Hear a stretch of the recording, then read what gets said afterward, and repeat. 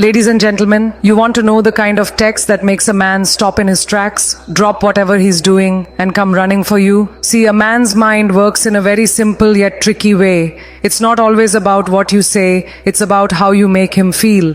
The problem most women have is they send paragraphs trying to explain, to justify, or to ask where things are going. But that's not the move. The move is to keep it short, keep it confident, and keep him guessing. You got to understand something about men. We are wired to chase. That's in our nature. But here's the part most people don't get. The chase doesn't start with what's in front of us. It starts with what we can't quite figure out. See, when everything about you is laid out on the table from the jump, there's nothing left for a man to work for. And when there's nothing to work for, there's no fire. That's why mystery is your biggest weapon. That's why curiosity is what keeps a man coming back. Now, when I say mystery, I'm not talking about playing childish games or making him jealous on purpose. I'm talking about holding a little bit of yourself back. Not in a cold way, but in a confident way. You don't have to tell him your whole life story on the first few dates. You don't have to answer every single text the second it comes in. You don't have to let him know exactly what you're doing 24/7. Let him wonder. Let him ask himself what's she up to. That question right there is the spark that gets him chasing. When a man doesn't have all the answers, he starts working to get them. That's how men are built. We want to solve the puzzle. And if the puzzle is you, that man will start putting in time, effort, and energy to figure you out. If you're an open book with every page already highlighted, he'll skim through and move on. But if he can feel there's more to you than what he's seeing right now, he's going to stick around because he wants to see the rest. Here's another thing. Mystery works because it makes a man imagine. And when he's imagining, he's investing. Think about it. The moments you don't see him are the moments he's picturing you. Maybe he's wondering what you're doing tonight. Maybe he's thinking about what you meant when you said that little playful line. Maybe he's still curious about a story you didn't quite finish telling. That imagination is fueled. And as long as he's imagining, he chases. But here's where a lot of women make the mistake. They try to be mysterious by being distant. That's not the same thing. Mystery isn't about shutting down, ignoring him for days, or making him feel unwanted. It's about being warm and engaging when you're with him, but still leaving a little room for curiosity when you're not. You can laugh with him, have a great time, even share a personal story, but you don't give everything. You save some pieces for later. That's how you keep the energy alive. Men respect what they have to earn. If you hand over all your attention, your time, and your energy before he's proven himself, you take away his chance to work for you. But when you give him just enough to feel a connection and still keep a little back, you're telling him, if you want more of me, you're going to have to put in the effort. That right there flips his competitive switch. And once that switch is on, he's chasing.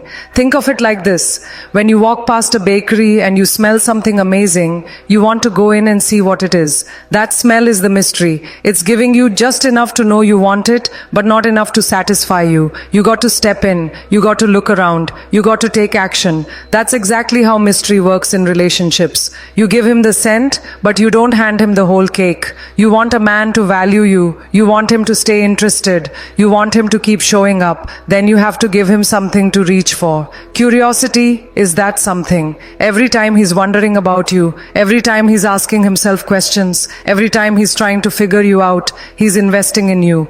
And the more he invests, the more he's going to chase. Let me tell you something about men and texting.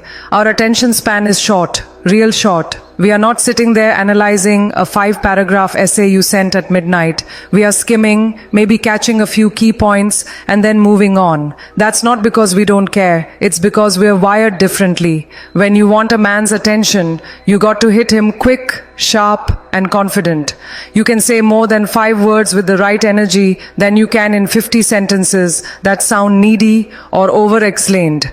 Most women think the way to get through to a man is to pour out everything, every detail, every thought, every emotion, all in one message. And I get it. You're trying to be clear. You're trying to express yourself. But here's the truth. When you send long messages, most men don't read them the way you hope. They either skim through, pick out the one thing that sounds negative, or feel overwhelmed and shut down. You lose your power. The real power comes from brevity. You send him a short, confident text and you leave it there. You don't explain it to death. You don't follow it up with 10 more messages trying to clarify. That's when a man stops, looks at his phone and thinks, wait, what does she mean by that? And now he's thinking about you. That's the sweet spot when your words are still sitting in his mind hours later. Confidence in your words is everything. Let's say he cancels a plan last minute. You could write a whole thing about how you were looking forward to it, how you rearranged your schedule, how you feel disappointed. Or you could send 5 words, your loss, not mine.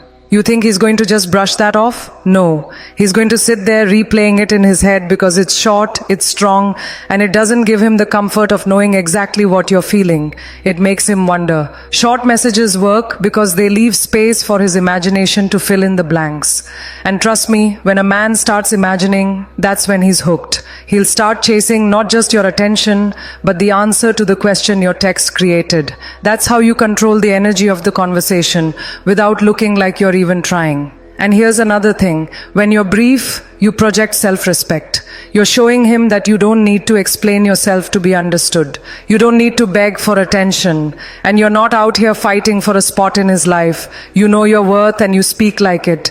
That's attractive. That's magnetic. That's what makes a man lean in instead of pulling away. Now, this doesn't mean you should be cold or dry in every conversation. The tone matters. You can still be playful and warm with short texts. Don't get too excited. We'll see about that. Or you wish. All of these are short, but they carry personality. They spark a reaction. They make him want to respond. That's the goal. Not to dump information, but to start a back and forth where he's invested enough to keep it going. And don't be afraid of silence after you send a short, confident text. That silence is powerful. Most people rush to fill it because they're uncomfortable. But when you leave it there, you're giving him the space to process, to miss you, and to feel that little urge to reach back out.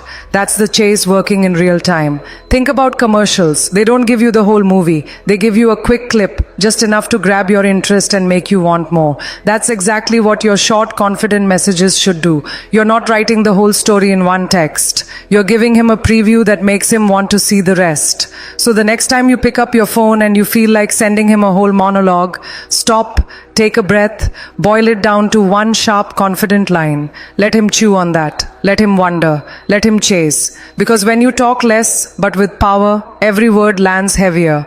And when every word lands heavier, you don't have to do the chasing. He will.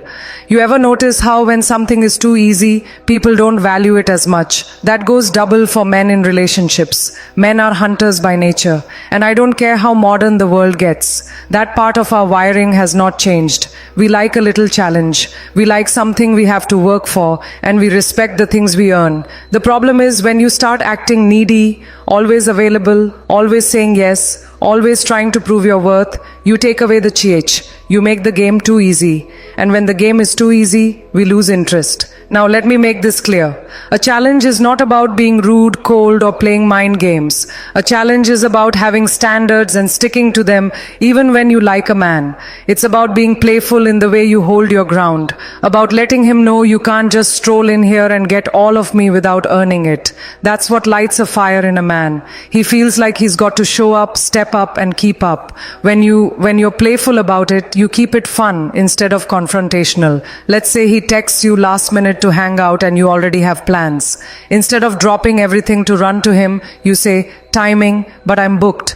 Try again sooner next time. That's not needy. That's a playful challenge. You're telling him he's gonna have to think ahead and make an effort, but you're saying it with a smile. That kind of energy keeps him snorts hooked because it's not rejection. It's an invitation to rise to your level. Men respond to that because it taps into our competitive side. We want to win. We want to prove we can get what we want. And when what we want is a woman with confidence and standards, we'll run ourselves ragged to prove we're worthy. But the second you start acting like you accept crumbs just to have him around, you've already lost your leverage. Neediness says, I need you to choose me. A playful challenge says, I'm already good, but you could be part of this if you bring your best. Here's the beauty of a playful challenge. It creates tension, and tension is what keeps the spark alive. Without it, things get dull real quick. You've seen it happen. In the beginning, he's chasing you, calling, texting, planning dates, and then slowly it fades because there's nothing left to win. But when you keep that playful challenge alive, he feels like the chase never really ends. That's how you keep him engaged long after the honeymoon phase. Now you got to balance it. Too much challenge with no warmth makes you seem uninterested. Too much warmth with no challenge makes you seem desperate. The sweet spot is showing him that you enjoy his company. You're attracted to him, but you're not handing over your heart and your time on a silver platter without him putting in the work. And when he does put in the work, you reward it. You show appreciation. You let him know he's moving in the right direction. That's how you train a man. Yes, train to keep doing the things that make you happy. Men are simple in that way. When we see effort pays off, we keep putting in effort. When we see we can slack off and still get the same results, we slack off. A playful challenge keeps us sharp. It makes us want to impress you, makes us want to plan better, makes us want to be on our best game. And we actually enjoy that because deep down, we want to feel like we earned a woman like you. So stop thinking you have to be overly available, overly accommodating, or overly expressive to keep a man's attention. What keeps his attention is the thrill of winning you over every single day. And when you can give him that wrapped up in snorts, fun, flirtation, and confidence, you'll have him chasing you without even realizing he's been running this whole time. Timing is everything when it comes to making a man chase you. You can have the perfect words, the right energy, and the best intentions, but if you send that message at the wrong time, it can fall flat. Men don't just respond to what you say, they respond to when you say it. That's why catching them off guard, hitting him when he's not expecting you to, is one of the most powerful moves you can make. See, if you only text him when he texts you first, or only respond right after he messages, he's going to get used to a rhythm. And when a man gets used to something, it stops standing out. But when you break that rhythm, when you pop up out of nowhere with something short, confident, and intriguing, you create a spike in his emotions. He's going about his day thinking about work or whatever, and then boom, your message hits his phone. Now you're in his head. The element of surprise is key here. Men love it when things feel fresh, and timing your messages so they come when he's least expecting them keeps that freshness alive. Maybe he hasn't heard from you all day, and then late at night, just as he's winding down, you drop something playful like, "You missing out?" Or maybe he's been a little slow to respond, and just when he thinks you're done reaching out, you send some light like, "Still thinking about that look you gave me." That timing flips the energy because it wasn't predictable. And it's not just about surprise, it's about controlling the emotional impact.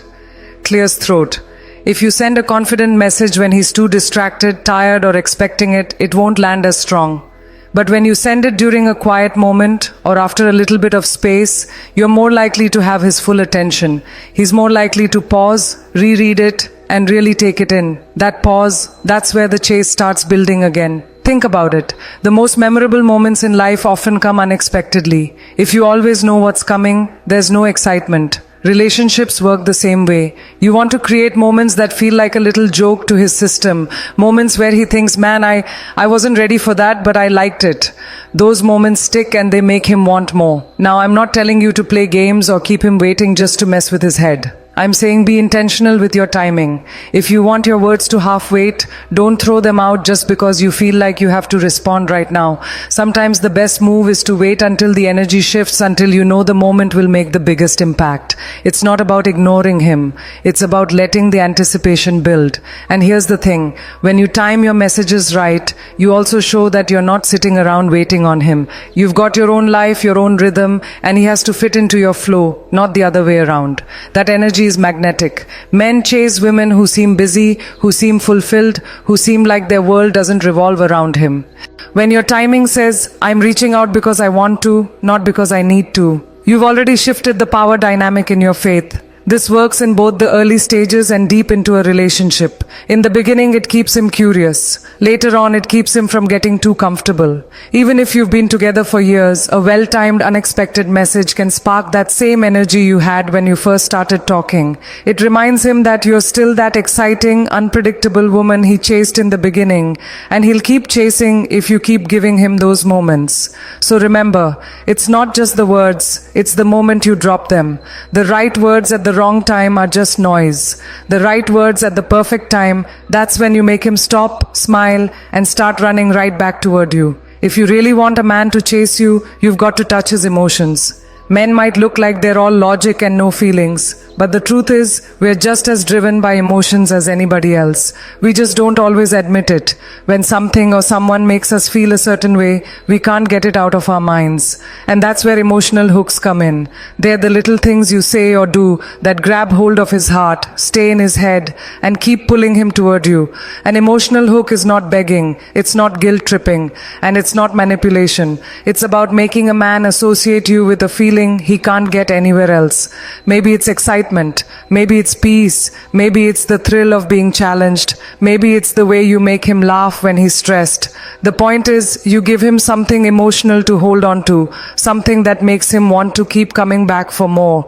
Most people think attraction is just about looks or chemistry, but real lasting attraction comes from how you make a person feel.